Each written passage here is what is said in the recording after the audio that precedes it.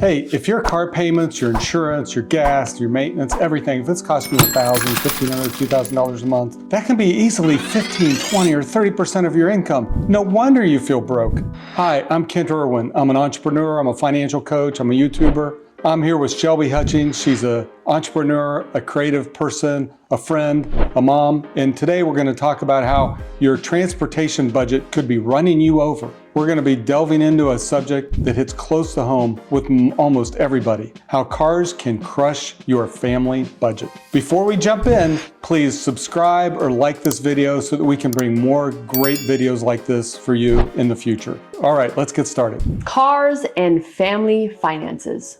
Kent, why are they such a touchy subject? Well, they hit on three areas, I think. Okay. First, cars can be very emotional. Also, they're somewhat very needed in most places. Yeah, especially in the US. Yep, and they're costly. So just those three factors alone affect a lot of people. Emotional, because it touches on our image. They're very tactile. We interact with them, so they connect with us on an emotional level in many ways. That's why advertising touches on so many aspects of a car purchase. Makes sense. Yep, costly because they're just a very expensive device in many ways. And needy, unless you live in New York City or a very big city like Los Angeles, you have to have a car just to get around, just to function in most societies. Unless you have great public transportation, trains or buses, you have to have a car in most societies. Which is typically not the case here. Yeah, typically in most societies, cities are spread out. So you have to have a car most of the time. So they're unavoidable, but they can really crash a lot of families' finances. It makes a lot of sense. Yeah. We need them. We need them. And a lot of people have a preference on what kind of car they want because it's an image thing. Again, like you said. It's an image thing. And what's really interesting, people ask me advice all the time, but rarely do they follow my advice on cars. Because they have an ego. A friend texted me a really funny text. Okay, what did he say? The text was, I need advice. Never mind, I already did the stupid thing. Bought a car. I bought a car. Oh. It's the funny thing. People ask advice about buying a car, and then you give them the advice, and then they don't follow it, and they go out and they buy the wrong car. Yeah, they just want to act like they're maybe taking a step towards making a good decision by asking you, but then not taking That's right. So for example, I did the research going back 10 years on the right car to buy, based on the maintenance, and I'll talk about that later in this video. So I did the research of dependability on cars going back 10 years. And so it's a great research report that I'll link in the description. And somebody asked me about a car they were getting ready to buy. And they said, I go, it's a pretty solid car, meaning it's very safe, it's solid, it feels solid. Right. And they were getting ready to go out and buy that car that day. And I shared the file that I'll be sharing with the audience here. And they looked at the file on their phone in instant timing because it was a shared file in Google Docs. And they looked at the file and they go, that brand is ranked 27th in dependability of all brands. Their face went white. Now, I'm not sure if they went out and bought that car. Right. But they were already committed to that car. So typically people still go out and they buy that car. Yeah, because they're committed to it, because there's all kinds of other triggers that people have in their mind. They're usually committed to it based on loyalty, image, all these other things, and they're not really thinking logically when people go out and buy a car. Yep. And I think that's a big mistake. I agree. So it sounds like you're kind of negative about cars. No, I'm a car guy. I love cars. In fact, a little bit more. Yeah. So I mean, it's funny. I look at cars. I'm watching car videos all the time. My wife will say, "What kind of car is that?" And I'll tell her the year, make, and model, the colors it comes out. You like cars. I love cars. Yeah. In fact, my neighbor has a fairly exotic car. And I'm always, he's always texting me, "Hey, I'm running to the hardware store. Do you want to ride?" And and of course, if I'm not doing anything, I'll hop in this beautiful convertible car that's well over $100,000 car. It's really cool. Yeah. And sometimes I'll offer, and when he's going away for the weekend, I'll watch the car for you.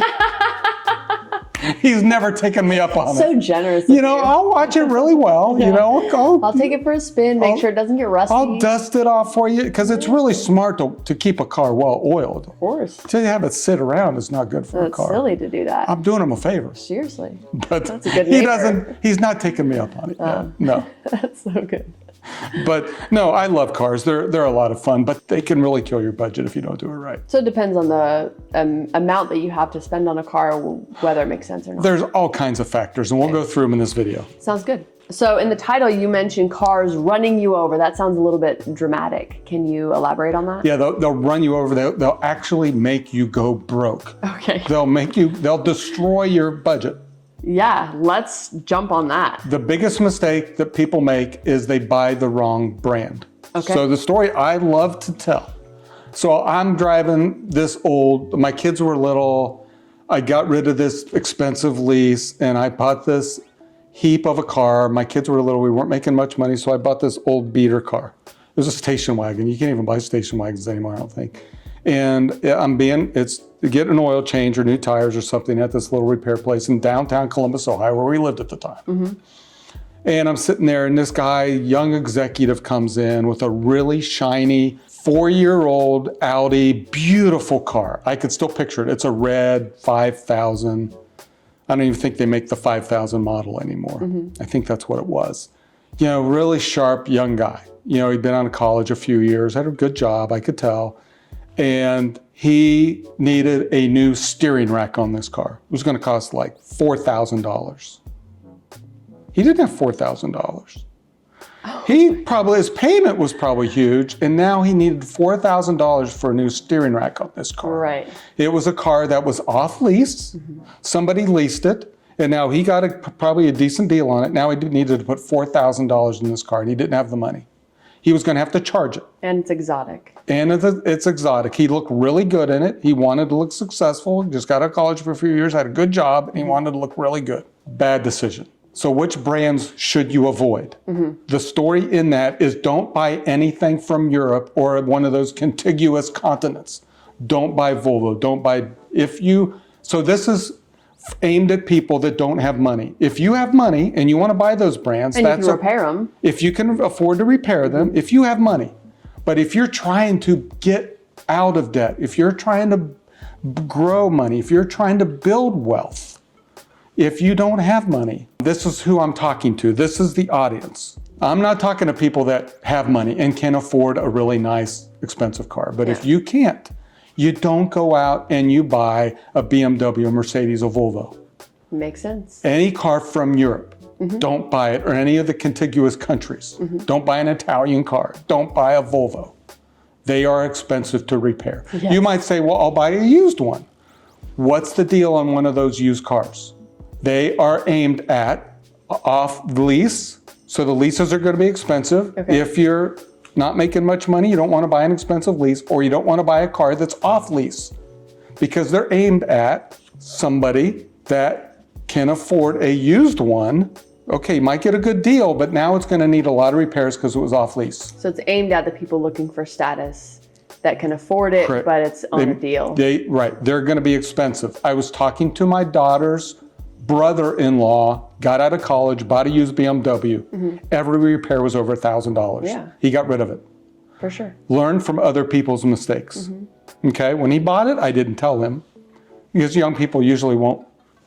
So that's the deal. We make sure that you learn from other people's mistakes. Also in that category is don't buy VWs. The repair record on VWs usually is very poor. Mm-hmm. Okay, so I don't recommend VWs. I love VWs. I've owned a lot. I owned several of them in the 1990s. But since then, their repair record has not been very good at all. So I would avoid VWs in that category as well. So those are some of the brands to avoid, okay? So they're safe, they're well manufactured, but the repairs are expensive. So those would be the ones. I mean, don't buy a Porsche. I mean, the Porsches are on the dependability list really high. Right. If you don't have money, don't buy you can buy some really nice Porsche SUVs cheap, okay? But you have to find a mechanic also that has access to Unless you're a good backyard mechanic, or your brother is, or your brother-in-law is. Don't do it. Yeah, you're nuts if you buy one of those, if you don't have money and you're trying to save. When I was 17, I got a Cadillac CTS. Okay. And the payment wasn't too bad.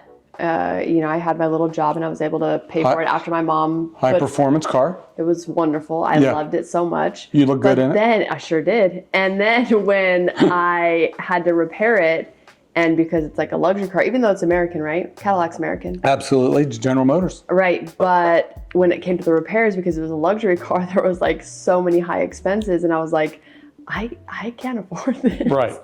And luckily, I was able to take care of it whenever I needed to. But after that, I was like, this doesn't make sense for me right now in my life. Right. So we'll get to models. So first I'll talk about brands to avoid. Okay. And so those will be on my list. Okay. So I'll publish that list. I've done at least 10 to 15 years of research on that list. So you can look at that list. You hear that? And it's from J.D. Powers. It's not a perfect list, Sure. but I would rather have an imperfect list than no list at all. Absolutely. Okay? Yeah. So now I get it. Don't buy European brands. Okay. What are some other things we need to know about purchasing a car? Okay, so the next thing is, so after you have identified brands to avoid, Okay. now you're looking at what model of the car. So it's like, oh, on the list of brands, you might say, well, there's a Chevrolet. So does that mean everything from Chevrolet is good, or everything, there might be a Ford, might be a good brand to buy? Does that mean everything from Ford is good to buy? No, that couldn't be further from the truth. Now I have to look at which model from Ford or Chevrolet might be good. Okay. Okay, so how would then I identify which model from Ford? You might say, well, I want to buy a Chevrolet pickup truck or a Ford pickup truck. Do I just go out and buy any Ford that fits my price range? No, that couldn't be further from the truth. So what you would then do is you would find out your price range and maybe the model. Okay. So the next thing you would do is research the model. And the best way to do research on that is look at YouTube. So you may say, well, I want to buy a Ford 150 of this year. And then you would just dial that into YouTube. I like a YouTube channel called The Car Wizard. It's this guy out in Iowa, I think. Okay. He's this guy with a beard and his wife shoots the videos. Great, very popular YouTube channel. And he has great videos. And what you'll find out is, like, let's use the Ford Power Stroke engine per se. Okay. Junk engine, that would be a Ford pickup truck you would avoid. But there might be some Ford pickup years with a different engine that you would want. For dependability. For dependability. Okay. And you could do that for a Nissan Altima. You could do that for any brand and model. And when you start searching for the brand, the model, and the year, guess what will happen? In your YouTube search, there will be other YouTube channels that are popular. Look at how many subscribers there are, and you'll have a mechanic. They'll have greasy fingernails. That's who you want, guys that work on these cars, and they'll go through the list of the things to avoid. Which engines, because they might have a 4-cylinder or a 6-cylinder model. Which ones had bad air conditioners, that way, when you're looking at the car, has the air conditioner already been replaced? Things like that. All right, so it's not only the make, the model, but also consider the year. Yeah, because they'll tell you what to avoid. You know, some years Subarus, they all had valve gasket problems, and they were thousands. These kinds of things you want to drill down on so that you're in the know, so that you avoid. Again, these are things that people that don't have much money. Right. People that are broke or people that are trying to get out of debt, you want to avoid these things so that the car doesn't run you over financially. Makes sense. Guess what happens? When it runs you over, you have tons of debt, credit card, your bill, you're charging these big repairs, now you're upside down and you're miserable. And it's a necessity, and so you're kind of stuck. Exactly. All right. We've talked about make, model, and year. Now what about new versus used? So new versus used, I don't have a strong opinion on this. Okay. I think it's a matter of your budget. What I would say is make sure that you buy a car that you can afford, that the payment is small. Okay. So, and I don't like payments that go more than 4 years. So if you can buy a car, 5 years is at the max, and it's a small payment that can fit your budget, the insurance is affordable, and the gas is affordable, then that's okay. Don't go to a 5, a 6, or a 7-year loan. Why don't you want to go with a long-term loan for people that don't have much money? What will happen is you'll become upside down in your loan. What does upside down in your loan mean? Upside down means that you'll owe more on your car than your car is worth. So what does that mean? It means that you owe the bank $10,000 and your car is worth $8,000. That's not good. That's not good at all. In fact, I just read in the Wall Street Journal just yesterday. So we're recording this video October 29th. I just read an article that said 30% of financed cars people are upside down in. That could be a problem. Meaning that if you had an insurance loss or some other kind of thing, that car might not be properly insured and that you're upside down in your car. You don't want to be upside down in your loan. So whatever you do, make sure that you're not upside down in your loan. So I don't have a strong opinion whether you should buy new or used. I just make sure that it's affordable, okay? But know this, new cars usually depreciate faster. That's how you can become upside down in a new car much more easily. That makes sense. I have a question. Yes. What if the new car has super low interest as an incentive? Incentives can be good if they have super low interest. Just make sure that they're not building that low interest into the price of the car. So if they offer that, that's great. Right. But go with the super low interest after you've negotiated a super great price deal and be able to walk away from the deal. If they're offering you $20,000, or can you get a car for $20,000? If you're offering a $30,000 car, say I want it for $28,000. Hey, but we're offering super low interest. Let's talk to the finance guy later. I want it for $28,000. Well, we're offering super low interest rate. I want it for $28,000. No, you didn't hear, the video wasn't edited incorrectly. I did repeat myself. Talk low deals and then talk to the finance guy. That's secondary. I'm taking Kent with me to purchase my next car. Yeah. He's gonna negotiate it down for me. And you're not there to make the salesman guy happy. Right. There's going to be a different salesperson there the next day. It's the highest turnover job of any job in the industry. Really? Yeah, they last about 2 weeks. Extremely high turnover. It can be hard to find a good used car. It takes a lot of patience. Yeah.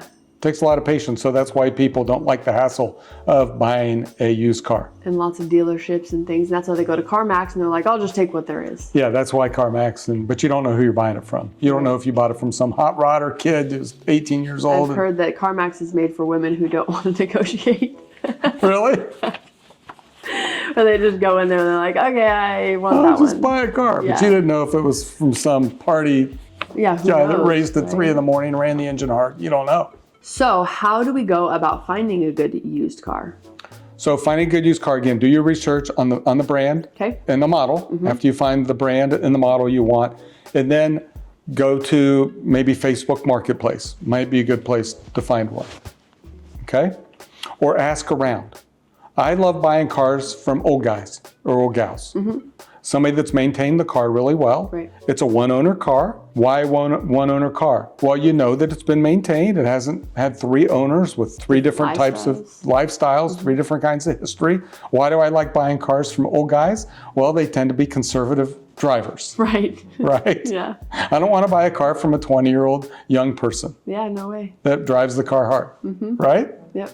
So I want maintenance records, if at all possible. I'd like to see a Carfax report. You might have to pay for it. So ask for the VIN number, the vehicle identification number, so that you can plug that in. Sometimes that'll give you accident and repair history. Right. It's not perfect. Not everything is reported to Carfax, but you can get some good history on it.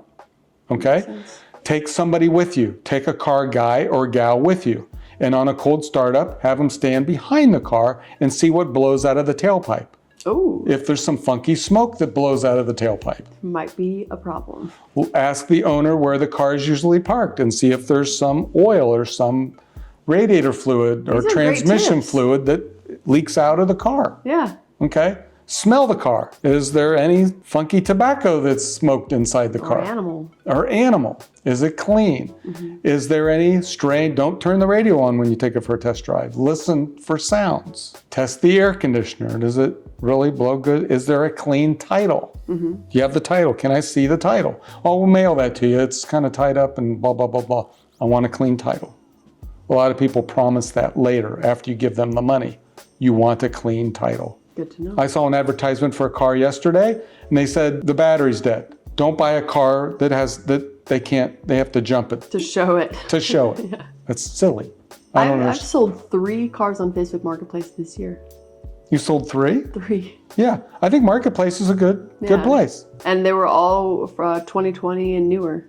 Yeah. And it made a lot of sense. And we were just like, okay, we're done Yeah. with all these cars. Yep. Ask for the repair records, clean title, make sure everything works. Look it over. Don't get excited about the car. Okay? And don't show them that you're excited about the car. Don't show them that you're excited about a car. Buy a car that has an ugly color. You'll get a great deal. Buy a brown car. You got to check your ego at that point. Buy a brown car because brown cars don't sell. Yeah. But if it's got a great shiny color, those cars will sell and you'll have competition. Do you have any other tips you'd like to add? Avoid big SUVs. Okay, like Suburbans? Suburbans. The bigger the car, the harder it is to maintain, the more expensive it is. Avoid an Escalade. You know, I want to look really fancy. Avoid the bigger the car, the bigger the tires, the bigger the suspension. Everything is going to cost more to repair. And gas is more expensive. Yeah, gas is more expensive. Here in Florida, everybody's got to have a Ford Super Duty, all these Huge trucks. Right. Less than 10 miles a gallon. 4 doors, Right. just ginormo. Right. Your ego is not represented by your Super Duty. Yeah. Avoid the big car. It'll make you go broke overnight. I was talking to a guy. I'm a golfer. I'm sorry. I feel like I have to apologize Don't for your golfer. apologize. We love the golf. So this guy's a millionaire. The reason why I knew he was a friend is because we went to the same college and he had this washed out shirt that had my alma mater. I go, hey, you went to my school. I went to your school. I won't tell you what it is because you'll hate me. But I said, we started talking. We were both from the financial industry. And he said he had a house here. He had a house back home, our same home state. I go, you did pretty well in life. He goes, yeah. And, we started talking about I'm a financial coach and, I help people that struggle financially a lot of times, and also help people that don't struggle financially. And he goes, it just cracks me up. People drive these huge pickups down here and they have car payments of $1,200 a month. He says, I have 2 houses. He goes, I drive an old Toyota Camry. And he's a millionaire. Yeah. He drives an old Camry. There's a lesson in there, Yeah. a strong lesson. And he was wearing an old golf shirt that was beat up. Yeah. It makes a lot of sense. It makes a lot of sense. Yeah. Yeah. Because then they have money to spend in other places or invest in other places so then they can support their lifestyle That's right. in a manageable way. Had successful kids. One of his son's a doctor. His daughter has a PhD in something. I don't know what she does. But, they're successful, down-to-earth, solid people. They were humble, wonderful people. The person who bought our Toyota Camry from us a couple months ago was a millionaire real estate guy who was buying a little car for his wife to go around that was dependable, that was hybrid, that was clean. Love it. And we only had it for maybe 8 months. And we had taken care of it. It was one of our extra cars while we had a nanny living with us.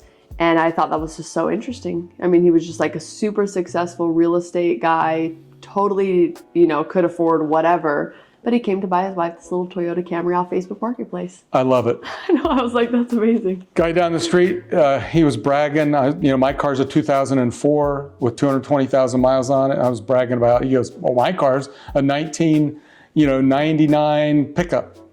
And he goes, my Suburban's a 1998. I go, you win. Right. And I was high-fiving him. I go, I'd give you a big kiss, except you have whiskers. And we were cracking up. So I love people that love cars, but keep them on the cheap. Yeah. Because they win financially. Their cars don't run them over.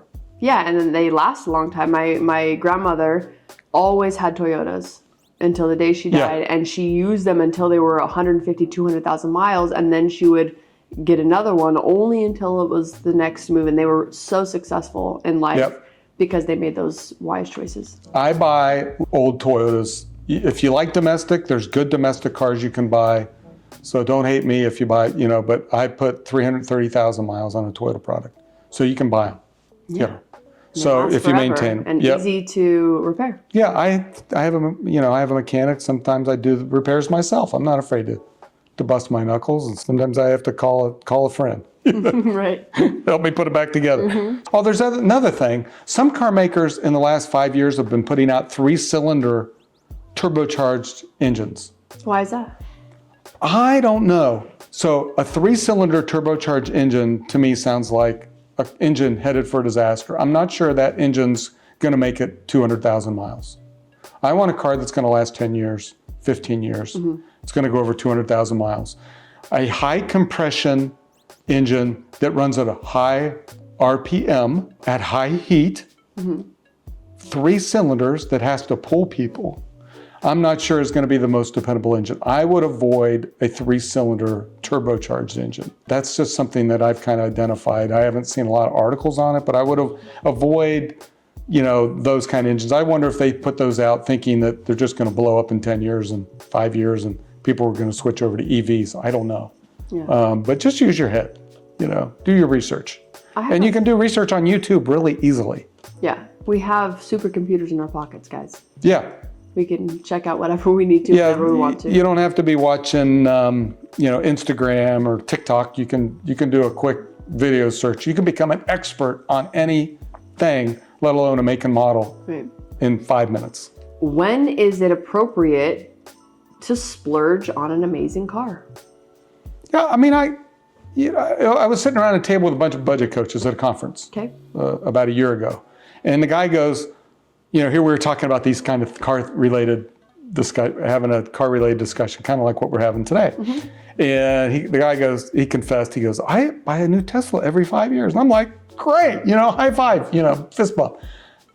He obviously had saved and invested, was a good guy, So it's just preference on it's personal preference. I'm not going to judge I'm not going to judge anybody for their car. But this is for the people who are trying to get out of debt, who need to make wise choices when it comes to their finances so then they can be more balanced in life. Exactly. Now, the guy that's doing really well that we talked about a minute ago, or a couple of these other stories, if they want to own, used Camrys their whole life, that's their decision. Yeah. If you're doing well and you want to buy a new fancy car, I'm not going to judge you. Or you want to you're doing really well and you want to buy a Super Duty 350, that can pull your house off the foundation, I don't care. One more question. Enjoy it. That's your private, personal decision. I'm not going to judge you.